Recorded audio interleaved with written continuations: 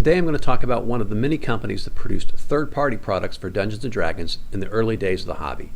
We're taking a look at Dragon Tree Press. We'll show you the products they produced and help you identify the different printings, and even show you some of the rarer items you may not have seen before.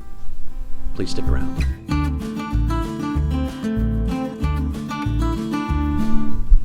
I'm AZ Mountaineer, and this is our channel, Old School Rules, where we celebrate the community of old school gamers and grognards who like classic RPGs, miniatures, magazines, and everything that goes with it.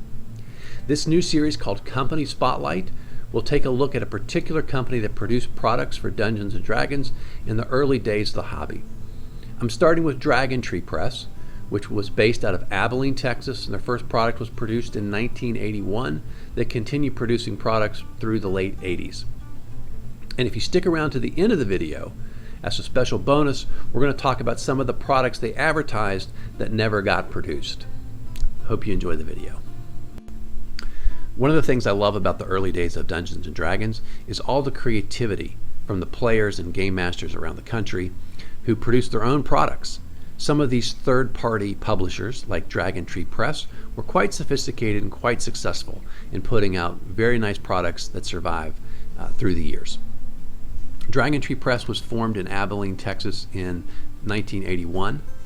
Ben and Mary Ezzell, and I apologize if I may be mispronouncing their name, were the driving force behind the company. Dana Schaefer was an early contributor and editor of many of the products, and Elizabeth Ford gets credit for a lot of the artwork, in particular cover artwork, that defined the look of these products through the years. The very first product they produced, I have a whole video and I'll put a link up here to talk about the Monster File #1, was produced in 1981. It had the art of a number of different people on it. It came in this Ziploc bag. It's the only one where the product came in this format, and there were cards of various monsters you could use in your home campaign. And then they moved into their sort of signature look, which was a small folio-sized book. And they did two products that year like that. The Handbook of Traps and Tricks. That's the original cover there. It's a first printing. And then you get an updated printing which has color in it. And if you look at the copyright page of that book here with the dragon on it, you can see it'll mention the printing. Everything's copyright back to 81, but they have various printings. I think this is the fifth printing, if I'm not mistaken. And then years later, they did a revised book, which is larger. They did a revised Handbook of Traps and Tricks. Instead of the normal pages, I think there's an extra 40, 50 pages in that. And you can see the cover's got this like white border or blank border that goes all the way around the artwork. That's one of the ways you can tell the difference. The other book they put out that year in 1981 was called the Dragon Tree Spellbook. And this color cover is actually what the first printing looks like. It has the color printing on it. And then years later, I think this actually is in the early 90s, they did a revised version of the Dragon Tree Spellbook, which is a little larger as well. The Traps and Tricks book obviously had traps and tricks in it, and the Dragon Tree Spellbook had both a number of spells as well as alternate magic systems beyond just the pure Dungeons & Dragons system of memorizing spells. The third thing that they put out that year was called Stones of Celt, and it's an adventure. And it moves into the new format they start using, which is this larger sort of full-sized booklet.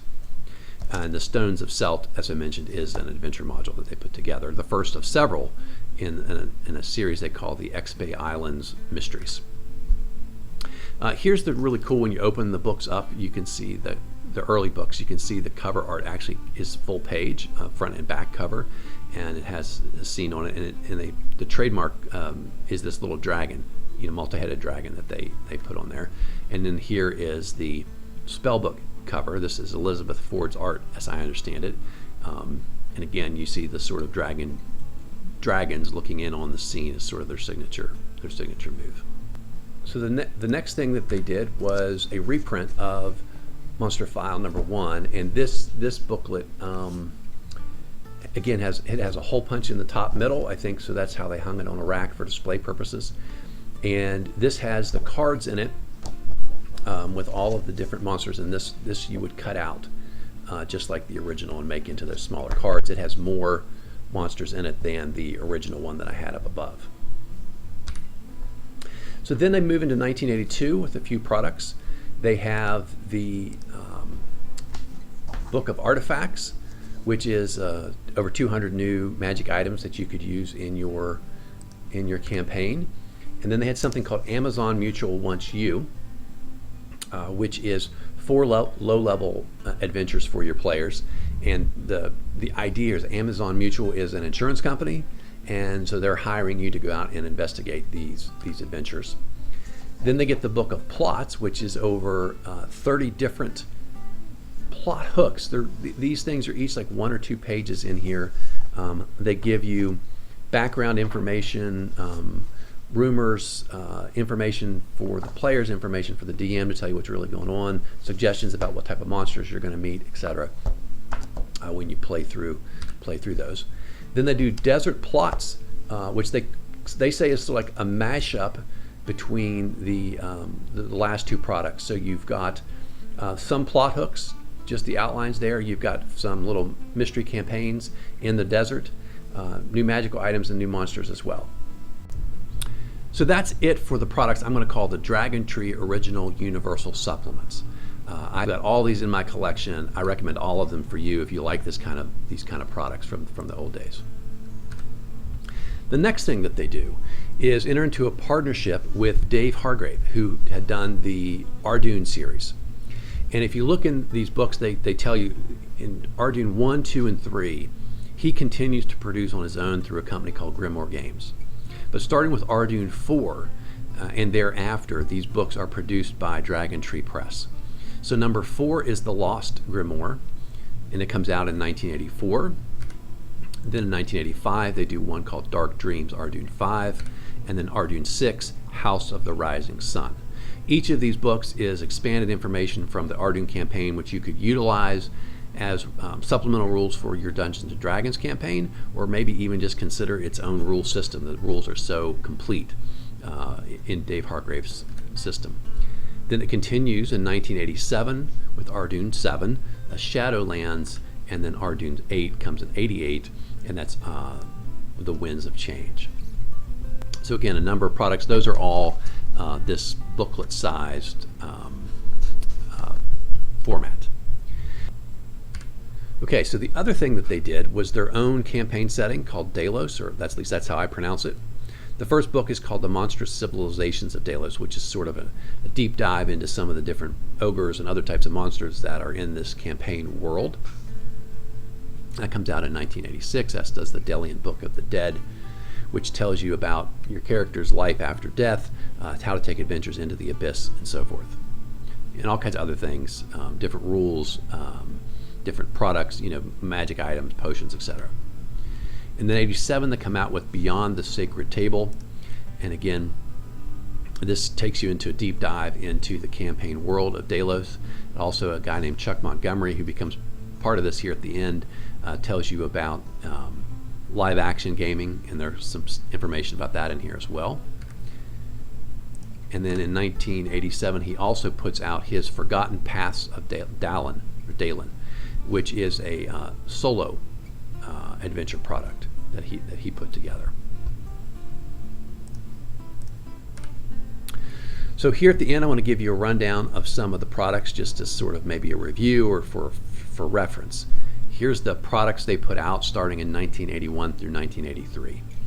The first 4, 81, we've got Monster File, Traps and Tricks, Spellbook, Stones of Celt, and the reissue of the more common version of the Monster File number 1, which is in the larger format and has more monsters in it. In 82, we've got the 2 books, Book of Artifacts and Amazon Mutual Wants You, and in 83, they published the Book of Plots and Desert Plots, Amazon Mutual number 2. In the Ardoon world, they've got from 84 to 88, 1 per year, they put out these Ardoon books, and then in 86 to 87, we've got the things I call the Delos series that start with Monstrous Civilizations and go through the Forgotten Paths solo adventure. And I told you at the end we were going to have a bonus here and look at the products they mentioned that never got produced, which I always consider to be sort of like the most interesting things, the things I'd really like to be able to find a copy of somewhere, even if in rough shape. So I mentioned to you, I have got that bag, of Monster File number 1, the original version, which is pretty darn rare. And it had a piece of paper in it. If you watch the whole video, I talked about this. It had a whole piece of paper in it, talked about the coming products. Some of the things they mentioned, like the Book of Artifacts and Traps and Tricks, came to fruition, but they also mentioned a couple of things we never see. Monster File number 2, and I don't know if the monsters they had in mind for that or what expanded that when they reprinted the document, or if there's a whole other series out there we've never seen. An adventure, I assume adventure, called the Court of the Mystic Jester. I don't know anything else about that. The other thing that they sort of forecast was that after Stones of Celt, they were going to have several more in a series of interconnected adventures. And they've got them here, numbers 2 through 6 with their names: Hall of the Eld, River of Death, City of the Not Men, the Devil's Sea, and Fortress of Evil. I mean, just reading the products I have and reading those names, I really wish I could find those adventures and read them. They sound like they'd be really fantastic reads and fun to either read or play, maybe both.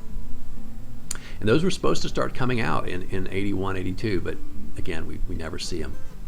And the last thing, which is mentioned only in that original piece of paper in one of the earlier printings of the Handbook, Traps and Tricks and Spellbook, is something called Demon File number 1. I assume a follow-up to Monster File number 1. It was supposed to come out in 1982, but again, we never see it. Here's the information about these unpublished works.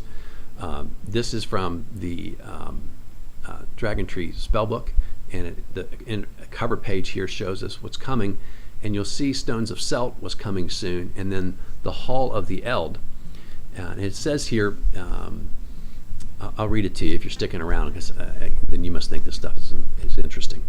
Long ages ago, Mage Antonius and the witch Latana stood on 2 mountaintops with their armies dead below them on the plains of Praz. There they fought with works of wondrous magic such that the continents sunk beneath them and the oceans rushed forth to form the shallow sea.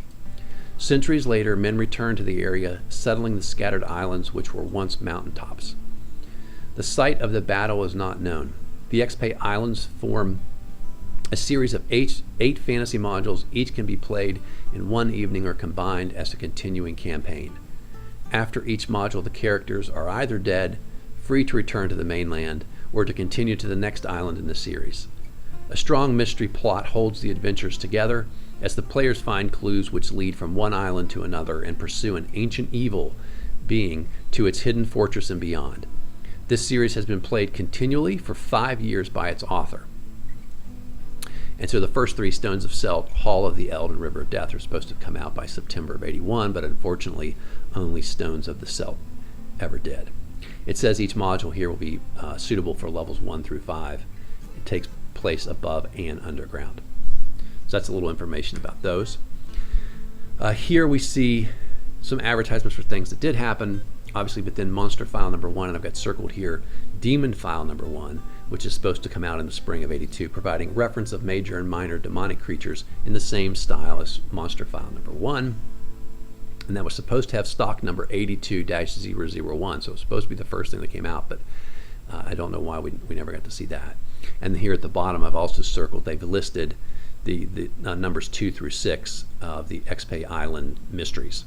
Again, they all have stock numbers 81-05 through 09, so they are all supposed to come out in 1981, but apparently never did. And then in Stones of Celt, they have an advertisement for available products, and they talk about these 2 that are coming soon. Hall of the Eld, it says, is the second in the series of campaign modules for fantasy gaming that can be used as a continuation of the first or played alone. It's supposed to come out in September. And the River of Death, they just describe as the third of the Xpay series modules. That could be a continuing campaign or standalone, supposed to be out in October of 1981. So that's it for Dragon Tree Press, one of my favorite companies that produced products in the early era. Their products are really good. They're really well made, really well done, pretty collectible.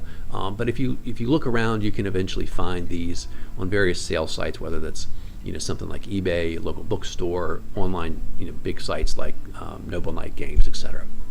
I hope you enjoyed the video. I hope you enjoyed the series. These are some of my favorite, these vintage products are some of my favorite things in my collection, and I'm looking forward to talking to you about a little bit of history about the companies, as well as potentially doing some more videos of the off the shelf where I take a particular product and really take a deep dive and talk about it in more detail. If you love these early era small companies, I would commend to you books by Shannon Appelkline called Designers and Dungeons, and I'll probably cover some of those books because they're some of my favorite products. He doesn't get into very many of these smaller press gaming companies, but I'm hopeful we'll see a little bit of that in his upcoming product, and maybe someday he and others in the community can help us gain more information, more details, maybe interviews with any of the authors of these early products who are still with us, so we can all share and remember and know more about where these early products came from, because it was such a dynamic time in the game's history, and that's why I like to do these videos, to try and preserve some of that for other folks who are interested in it. Again, hope you're enjoying the videos. Keep subscribing, and we'll keep putting out good products, or we try to put out good products for you once or twice a week. And until next time, my friends, keep rolling 20s.